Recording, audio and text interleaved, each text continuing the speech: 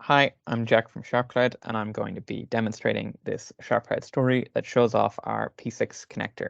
So story is the core unit we operate with here in SharpCloud, and what that does is pulls a lot of data from different sources, and then each view which makes up the story lets you look at all of that data from a new angle, cut and sliced in a different way so that you can get at new insights. And you can see that this story is opening out on a dashboard, pulling out some key information, and with navigation panels that bring you through to different views. If we move through into this view, we can see here that this is what we call a layer view, so named because it lets you layer different pieces of information alongside each other. And this is a working view that many people would be using in SharpCloud. But to show off this connector function, what I can do is delete these projects out of the story.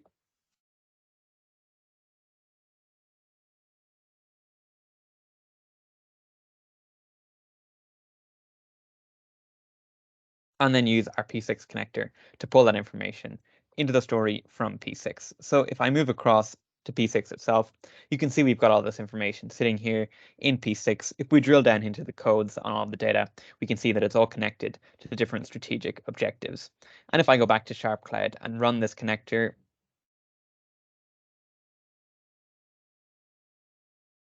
we can see that that information that I just deleted out of the story has been pulled through into SharpCloud. Now that it's in, I can do things like make connections between each project and the strategies, but also, as we saw in the information sitting in P6, a lot of that information connected to the overall strategies is there as well. So if I go back to our connector, we can pull that information directly into SharpCloud as well. So once this connector runs, we'll have those connections automatically filled in rather than having to fill them out manually. And as we can see here, all this information is now sitting in the SharpCloud story itself.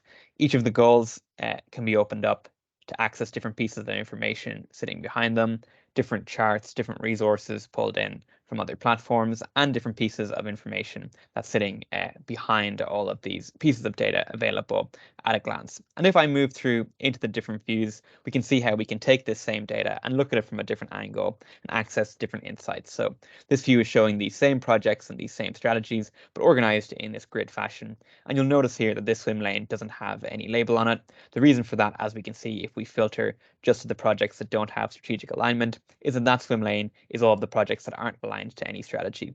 And we can see from this cost tracker in the corner that there's a lot of money at stake in these projects that are not aligned to any strategy. So what SharpCloud is letting you do here is very quickly get at this information, notice these gaps, and see how things connect or don't connect in a very visual fashion that might get lost. If all this information is buried in different places, you have to wade through a sea of information to get at it.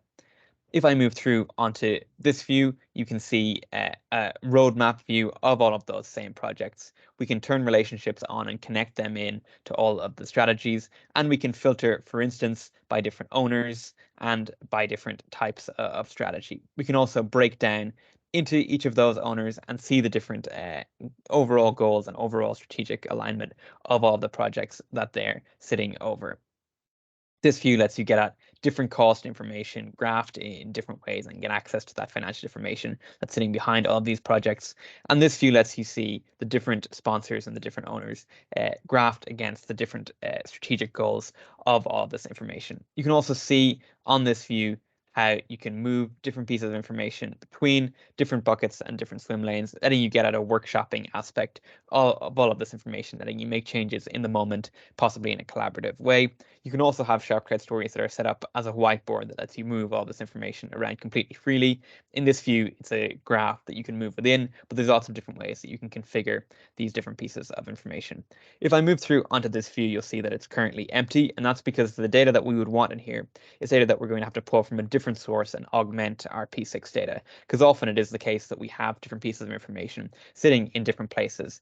If I move quickly across to Excel, we can see that that's where this information is sitting. So what this Excel spreadsheet does is it has the project code from P6, and then it has these different CapEx, OpEx, and plant variables added as further columns on to Excel.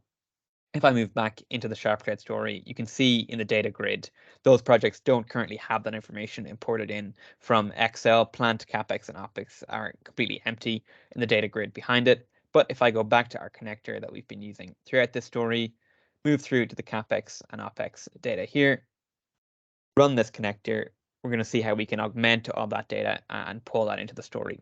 So if I move back to this view that was previously empty, we can now see it's been populated from that information, bringing that information from Excel, augmenting the data that we had in P6, and letting you then, within the story, move through it and look at it in different ways.